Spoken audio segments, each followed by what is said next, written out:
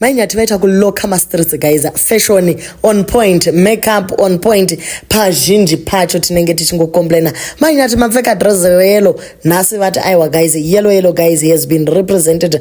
Musikana akachena zvachose negogo kweiyo body yemodel. Ungambozva kuti ndiye musikana aisunda dumbu mazuva apfuurayo.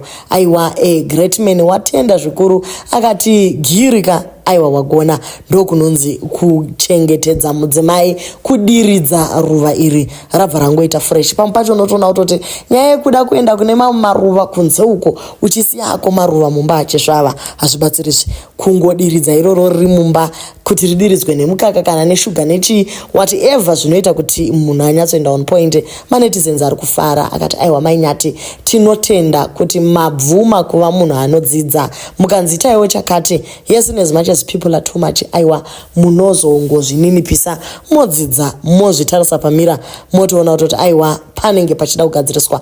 Asi nhasi tinoda kutenda kazhinji kacho tinosingosora aiwa nhasi tatibodo. This is just an appreciation post. Hatina mashoko akawanda, kungotenda kuti Mai Nyathi aiwa vapisa mastreets zvese zviri kufamba zvakanaka.